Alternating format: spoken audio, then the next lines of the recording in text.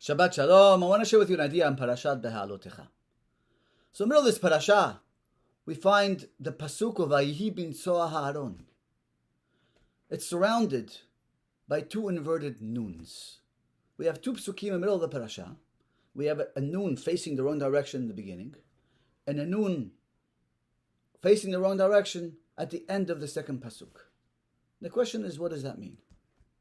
Why are they there? So these two psukim are describing the prayer of Moshe Rabbeinu when the Aron was traveling, when the ark was traveling. And it depicts the prayer he would say when the Aron was in motion, and the tefillah he would say when the Aron was put back down and stopped traveling. The Gemara in Shabbat gives three opinions to explain why these two inverted nuns are there. I want to focus on the middle one, the opinion of Rabbi Yehuda Hanasi. And he says, you want to know why these two inverted nuns are there?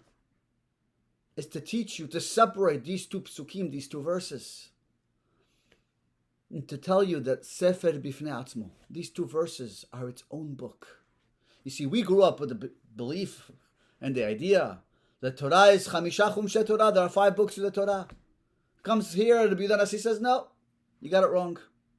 There are 7 books to the Torah. The Sefer Bereshit, Shemot, Vayikra, Bamidbar until this pasuk of Vayihi bin Soah Haaron, when the Aaron traveled. Vayihi bin Soah Haaron is itself a book in itself, these two pasukim. And then after Vayihi bin Soah Haaron and continuing until the end of Bamidbar is a third book. So we have book number 6 and Sefer Devarim is book number 7. Wild. Now, how is it possible that 2 little psukim are a book in itself? How's that a sefer? But it's not just a metaphor. We actually have a halachic implication.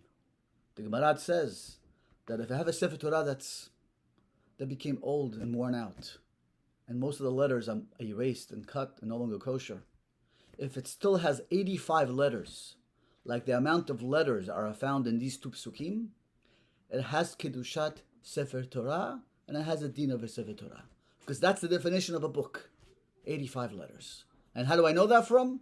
From these two psukim that are called a Sefer B'Tmei Atzmo. And more than that, the Behaalotecha says something fascinating.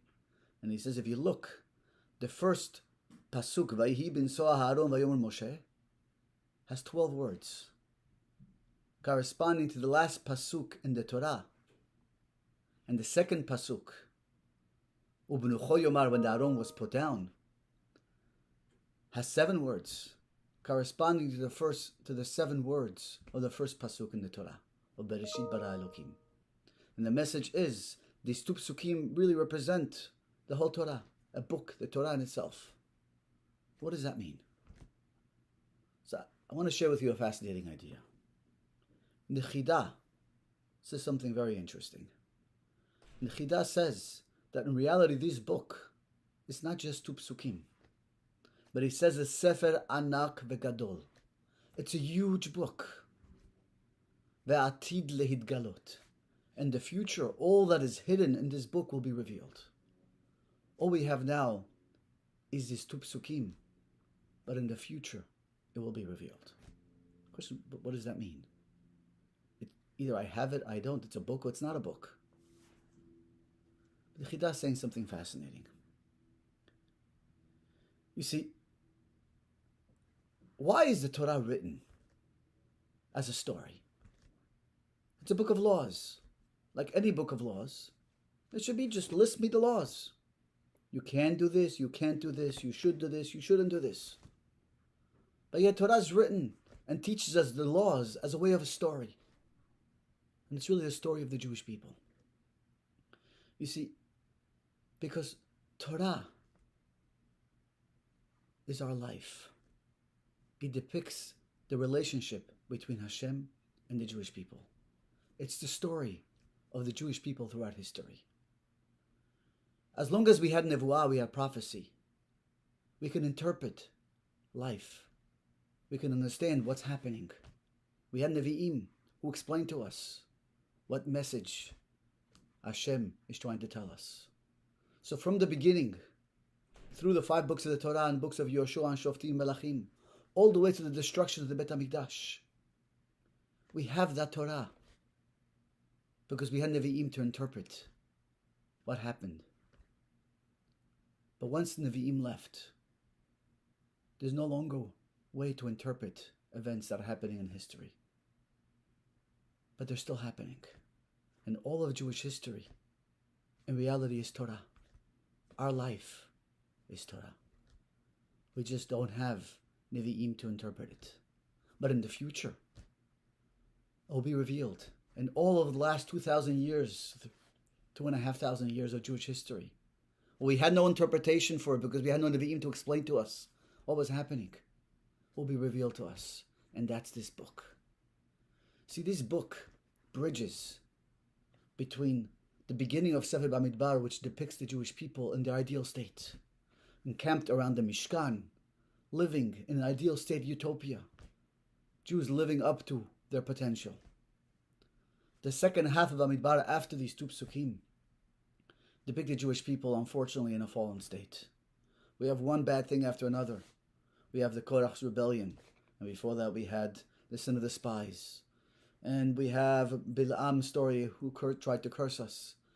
And one thing after another. The whole second half of Bamidbar depicts the Jewish people in their fallen state. But in the middle, this book is broken up with these 2 psukim that depict the Aron as it's traveling. And prayer of Moshe's,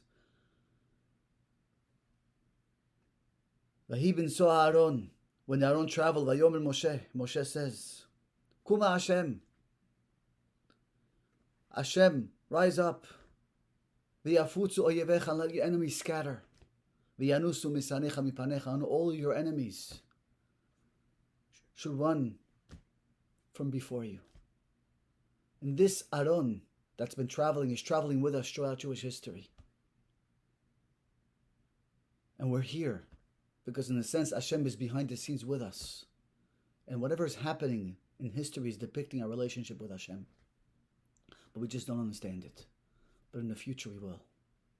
So yes, our life is also part of the Torah. But it will be revealed in the future. So let's make sure we make that life meaningful and purposeful. Shabbat Shalom.